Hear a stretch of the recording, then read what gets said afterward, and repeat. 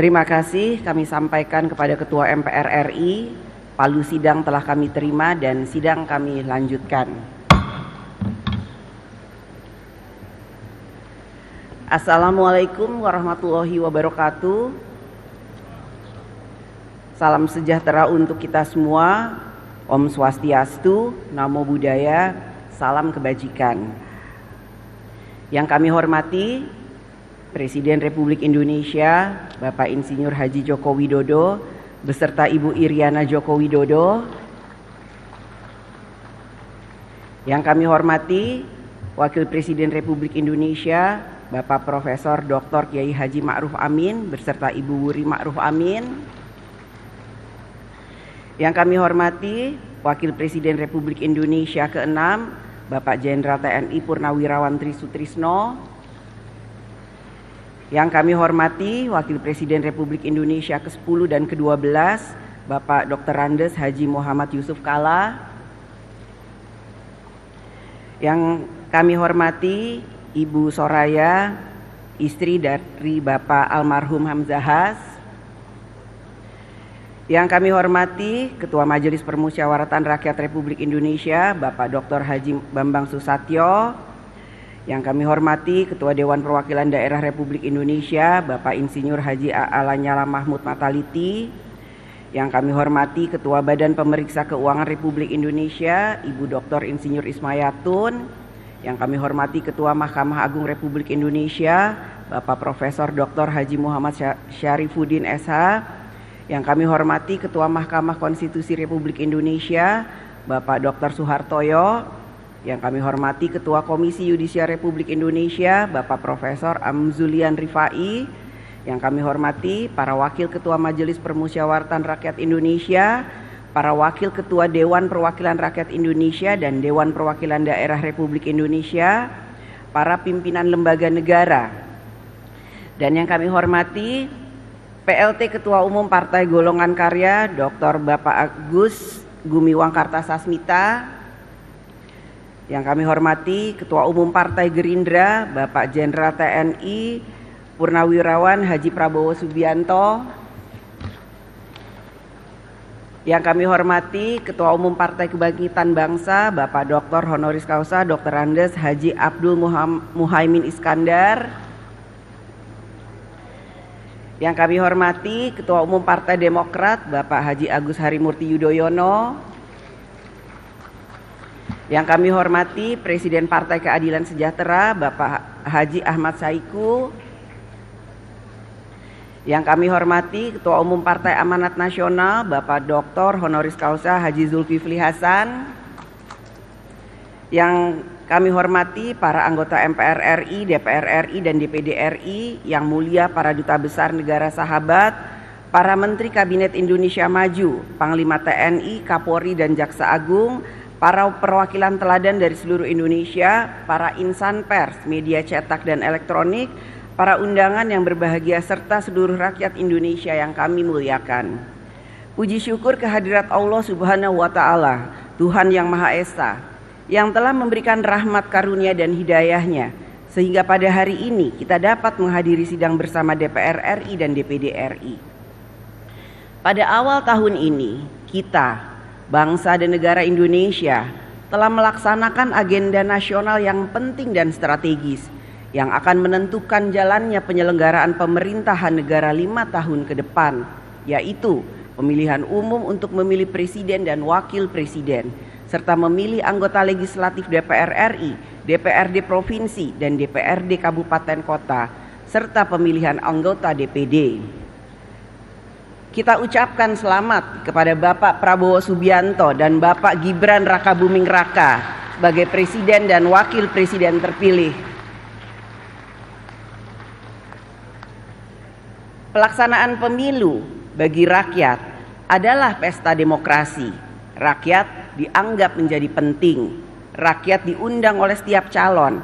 Ada yang menyediakan hiburan, ada yang menyediakan konsumsi, ada yang menyediakan oleh-oleh. Rakyat bergembira menikmati pesta demokrasi. Para calon pun berupaya menyenangkan pemilih agar dapat merebut suaranya, berusaha tampil simpatik, foto diri yang terbaik dipajang sampai ke pelosok-pelosok. Rumah makan, pohon-pohon jadi korban. Tiang listrik penuh dengan tempelan. Semua cara dilakukan untuk mendapatkan suara rakyat. Bagi yang berhasil dalam pemilu, semua hal menjadi indah untuk dikenang. Sementara bagi yang belum berhasil, merasa serba sulit.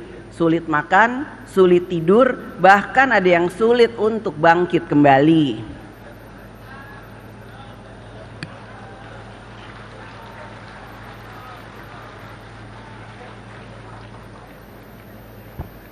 Itulah potret pemilu tahun 2024. Haruslah menjadi kritik dan otokritik bagi kita semua. Pemilu 2024 telah berakhir. Rakyat telah menggunakan hak kedaulatannya dan memberikan pilihannya. Rakyat telah menilai dan memilih. Rakyat tidak dapat disalahkan atas pilihannya, apapun yang mendasari pertimbangannya. Rakyat memilih atas dasar apa yang diketahui dan dipahaminya, terlepas dari kualitas apa yang diketahui dan dipahaminya. Pengalaman demokrasi sudah panjang, pemilu telah dilaksanakan berkali-kali. Bahkan sebelum era reformasi, pemilu juga sudah dilaksanakan dan rakyat juga memberikan pilihannya melalui pemilu. Apakah pemilu saat itu memenuhi syarat-syarat pemilu yang bebas, jujur dan adil? Silakan dijawab. Pemilu yang berkualitas tidak dapat hanya dilihat dari partisipasi rakyat dalam memilih, akan tetapi harus dilihat dan dinilai juga dari kebebasan rakyat untuk memilih, yaitu apakah rakyat dapat memilih dengan bebas, jujur, adil, tanpa paksaan, tanpa dikendalikan, dan tanpa rasa takut.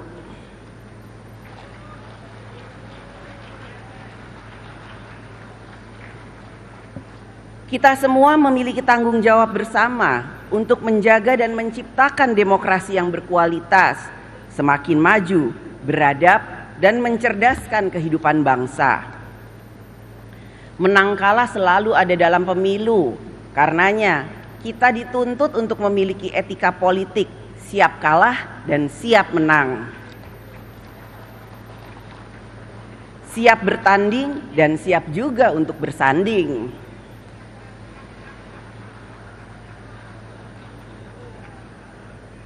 Etika politik yang sama juga menuntut pemilu dilaksanakan dengan memberikan kebebasan kepada rakyat untuk menjalankan kedaulatannya.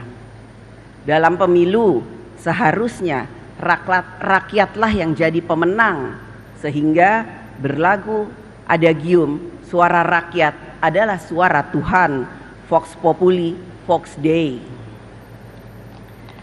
Hadirin sidang yang terhormat dan yang dimuliakan, dalam berdemokrasi, rakyat tidak pernah berkuasa. Rakyat hanya menentukan siapa yang akan berkuasa. Hakikat demokrasi adalah memberi jalan agar kekuasaan mendapatkan legitimasinya, sehingga kekuasaan dapat digunakan untuk mengatur bangsa dan negara bagi memberikan rakyatnya hidup sejahtera dalam harkat dan martabatnya. Akan tetapi, demokrasi dapat juga berjalan pada arah yang salah, yaitu demokrasi yang tidak menjalankan kedaulatan rakyat.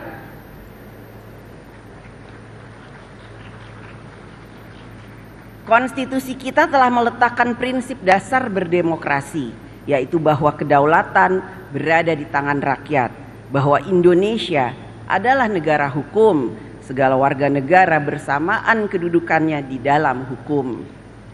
Konstitusi kita telah mengatur bagaimana kedaulatan rakyat harus dijalankan secara kolektif dengan prinsip check and balances pada cabang-cabang kekuasaan negara eksekutif, legislatif, dan yudikatif.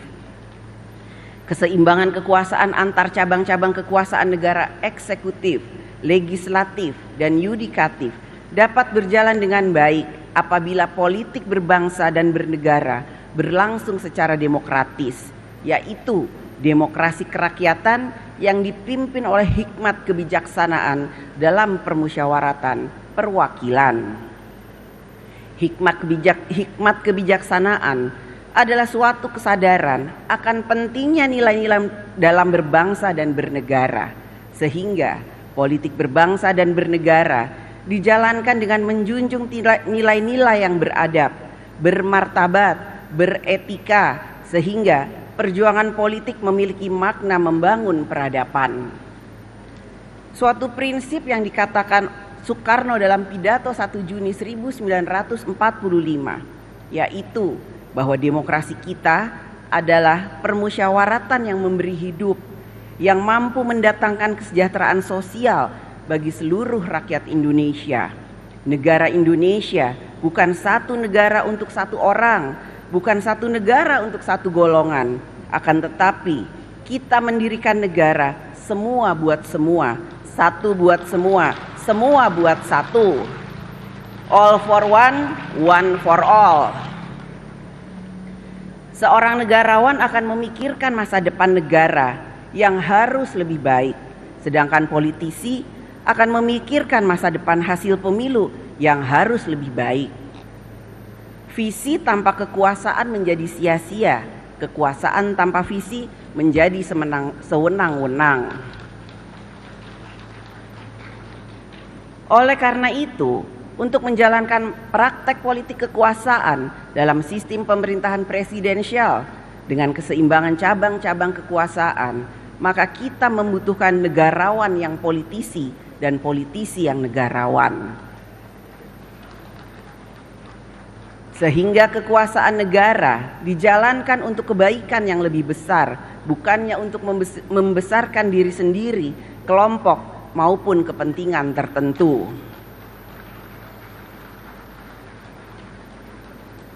Demokrasi juga memberikan ruang kepada rakyat ikut melakukan fungsi kontrol sosial, baik melalui media massa, media elektronik, media sosial, kerja-kerja LSM, pemikiran-pemikiran akademisi, kerja-kerja ormas dan lain sebagainya, yang bertujuan agar kekuasaan yang berasal dari rakyat digunakan sungguh-sungguh untuk kepentingan rakyat. Mewujudkan demokrasi yang sejati bukanlah jalan yang mudah, karena itu jalan yang sulit dilalui. Bukan saja kita terhenti sejenak, tetapi kita tidak boleh mundur karena tujuan kita mulia. Tujuan sejak negara ini didirikan, yaitu Indonesia untuk semua yang merdeka, bersatu, berdaulat, adil dan makmur. Hadirin sidang yang terhormat dan yang dimuliakan, dalam praktek berdemokrasi di Indonesia saat ini berkembang juga demokrasi deliberatif, yaitu demokrasi wacana atau demokrasi berwacana. Media sosial menjadi salah satu kekuatan utama dalam demokrasi wacana, membangun opini dan persepsi. Melalui media sosial dapat diciptakan berbagai persepsi. Persepsi mengangkat citra seseorang, persepsi yang merendahkan seseorang. Bahkan orang yang baik dapat dipersepsikan menjadi orang yang jahat. Begitu juga sebaliknya, orang yang jahat dipersepsikan menjadi orang yang baik. Orang yang salah menjadi orang yang benar. Orang yang benar menjadi orang yang salah.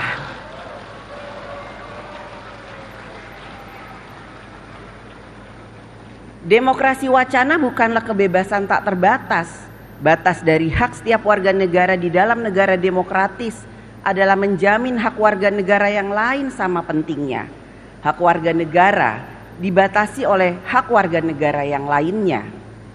Oleh karena itu, peran negara diperlukan untuk menjamin hak berdemokrasi yang sama bagi semua warga negara.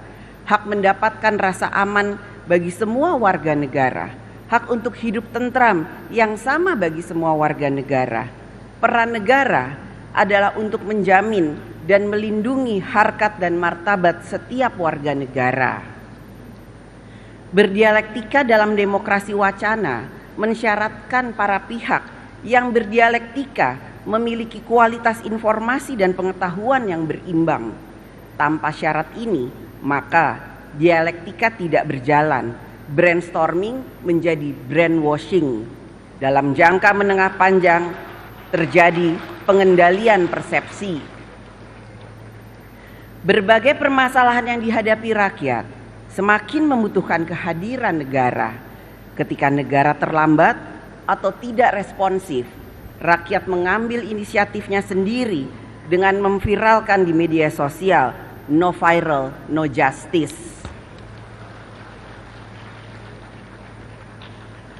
Menjadi tanggung jawab bagi kita bersama, lembaga kekuasaan negara, DPR RI, DPD RI, pemerintah pusat dan daerah, MA, MK, TNI, Polri, untuk menjalankan kekuasaan negara secara efektif, responsif, cepat, memperhatikan rasa keadilan, rasa kepatutan dalam menangani setiap urusan rakyat, sehingga rakyat merasakan kehadiran negara.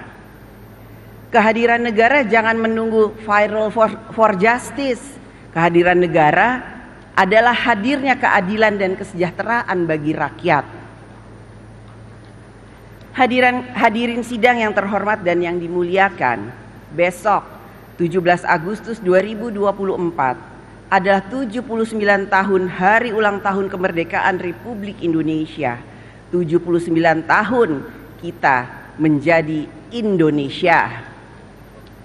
Menjadi Indonesia berarti kita bertekad dan bekerja untuk memiliki suatu bangsa dan negara yang berkarakter Indonesia.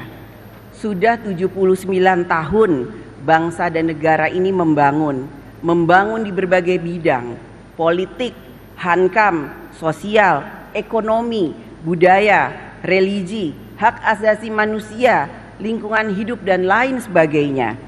Kita selayaknya berterima kasih atas upaya setiap pemerintahan untuk membangun Indonesia dan mengatasi tantangan di setiap zamannya. Karenanya kami ucapkan terima kasih juga kepada Presiden Insinyur Haji Joko Widodo dan Wakil Presiden Kiai Haji Ma'ruf Amin yang akan segera berakhir masa tugasnya atas upaya dan kerjanya selama 10 tahun ini dalam membangun Indonesia.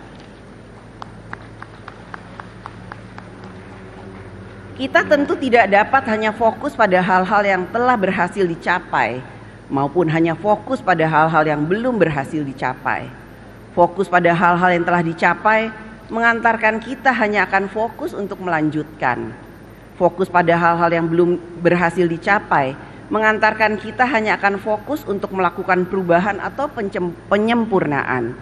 Jadi, di antara yang akan melanjutkan dan yang akan melakukan perubahan atau penyempurnaan masih terdapat pengaruh utamaan yang lain, yaitu progresif, yang berarti maju berkembang dan berkembang untuk maju. Maju berarti menjadi berkualitas, berkembang berarti menjadi inklusif. Pembangunan yang berkualitas ditandai dengan kehidupan rakyat yang semakin makmur, sejahtera, mudah dalam berbagai urusan. Negara hadir untuk berpihak kepada rakyat.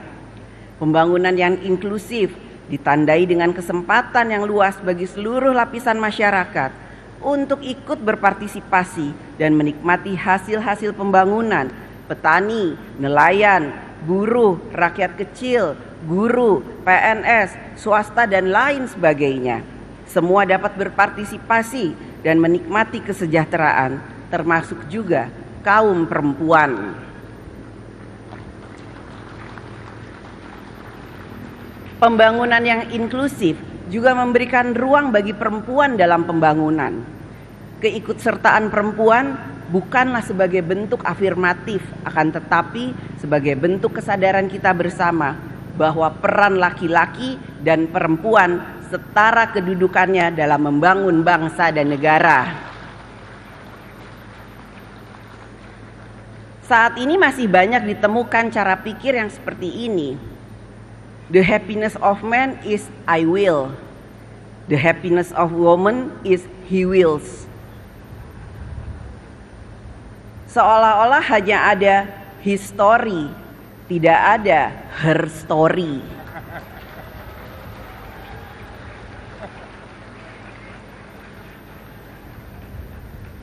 Cara pikir dan cara sikap yang seperti inilah yang harus dirubah Kesetaraan antara laki-laki dan perempuan bukan didasarkan karena kebencian pada kaum laki-laki, akan tetapi atas kesadaran bahwa harkat dan martabat manusia sama, baik laki-laki maupun perempuan, baik kulit putih maupun kulit hitam, baik rambut lurus maupun rambut keriting, harkat dan martabat manusia adalah sama. Kesetaraan perempuan dan laki-laki tetap mengakui dan menghormati kodrat masing-masing.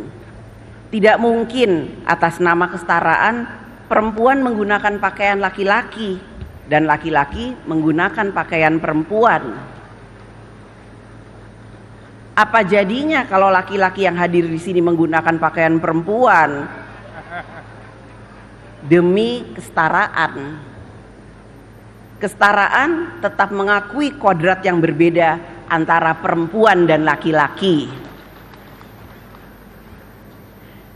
Perempuan dan laki-laki mempunyai hak yang sama untuk maju, sejahtera, berkarya, berprestasi, dan hak yang sama dalam pekerjaan serta jabatan-jabatan publik. Ayo perempuan Indonesia, tunjukkan bahwa kita adalah perempuan-perempuan hebat.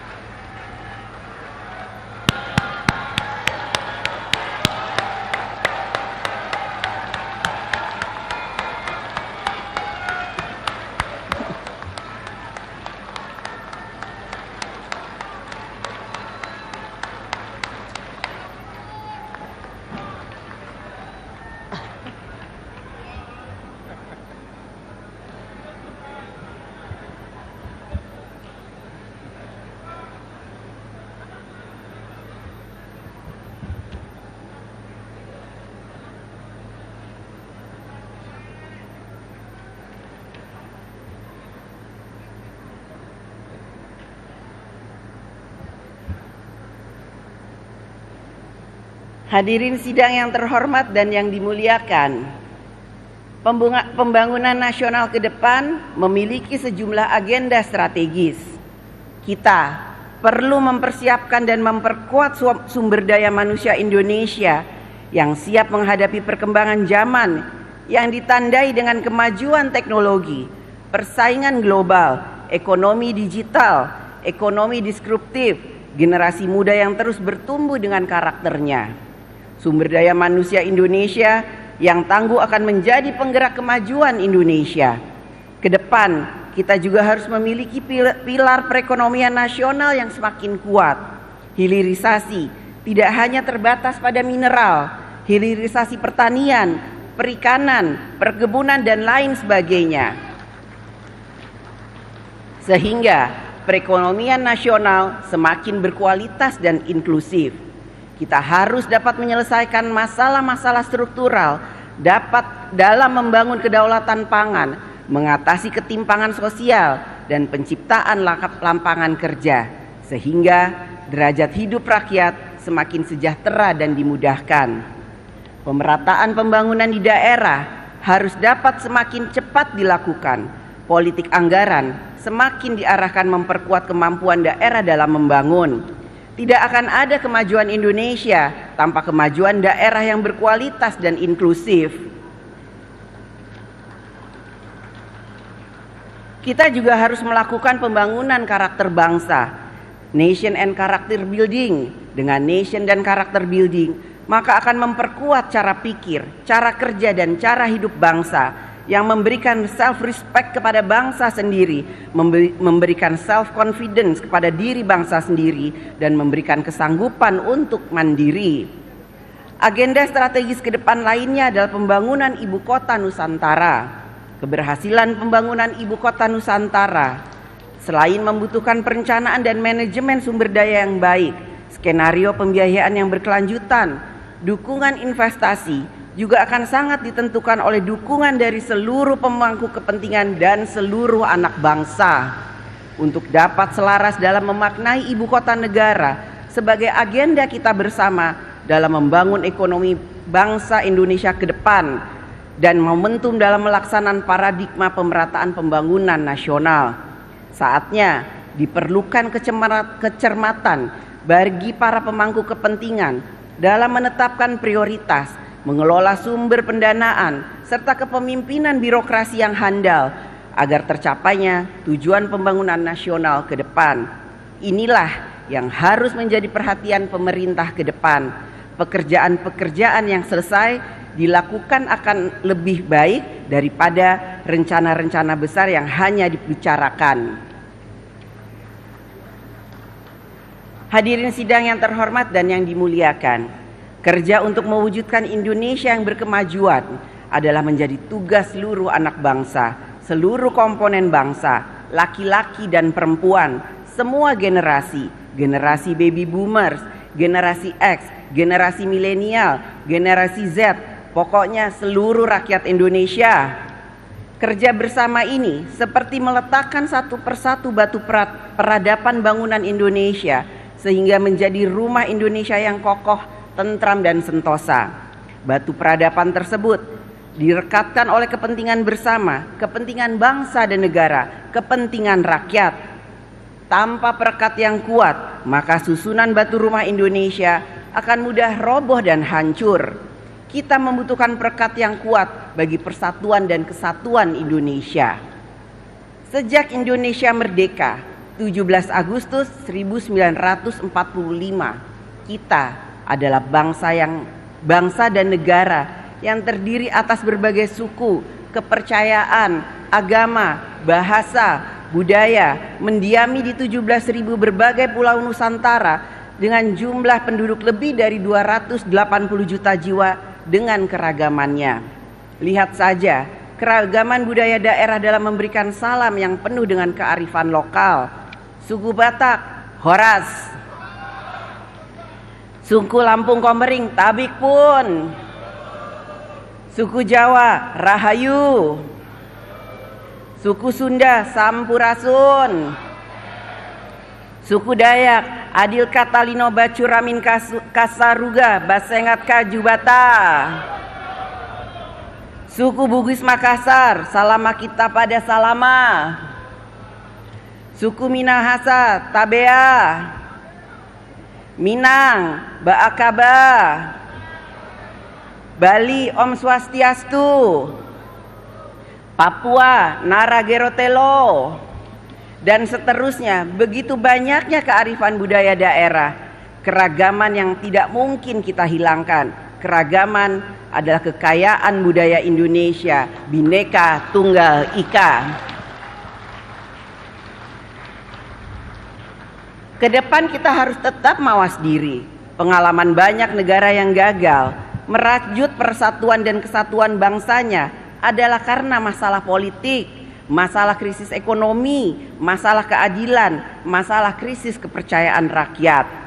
Indonesia dapat merekatkan persatuan dan kesatuan bangsa berbineka tunggal ika dalam begitu banyak keragaman. Hanya kita memiliki Pancasila sebagai ideologi kehidupan berbangsa dan bernegara, sebagai jiwa bangsa Indonesia. Hadirin sidang yang terhormat dan yang dimuliakan, kita akan melaksanakan pemilihan gubernur dan wakil gubernur di 37 provinsi dan pemilihan bupati dan wakil bupati serta wali kota dan wakil wali kota di 508 kabupaten kota. Kita semua berkomitmen bahwa segala peristiwa yang terjadi dalam pelaksanaan pemilu legislatif dan pemilu presiden serentak pada bulan Februari 2024 yang lalu, baik yang manis maupun yang pahit, apalagi getir, menjadi bahan introspeksi dan pelajaran penuh hikmah bagi kita semua sebagai bangsa Indonesia. Yang sudah baik mari kita pertahankan, yang masih kurang baik terutama yang tidak sesuai dengan prinsip demokrasi tentu harus kita perbaiki. Hadirin sidang yang terhormat dan yang dimuliakan, besok saat matahari terbit bersinar terang, tanda buana membuka hari ulang tahun kemerdekaan Republik Indonesia ke-79, mewujudkan Indonesia yang sejatinya merdeka, membutuhkan perjuangan, gotong royong, kerja bersama seluruh anak bangsa. Boleh saja kita berbeda pandangan politik, berbeda partai politik, apalagi berbeda apa yang disuka dan yang tidak disuka. Tetapi kita harus selalu ingat bahwa ada yang lebih penting dari semua perbedaan-perbedaan tersebut, yaitu adalah bagaimana kita dapat merawat dan menjaga kesatuan dan persatuan Indonesia. Kita tidak pernah tahu takdir bangsa dan negara Indonesia. Kita hanya dapat berusaha dan berjuang sampai takdir mengungkapkan dirinya. Kita juga tidak perlu menjadi luar biasa untuk memulai. Yang terpenting adalah kita harus memulai untuk menjadikan Indonesia luar biasa. Selamat ulang tahun yang ke-79, Dirgahayu Republik Indonesia Merdeka. Semoga Allah Subhanahu wa Ta'ala, Tuhan yang Maha Esa, senantiasa memberikan rahmat dan bimbingannya bagi kita semua.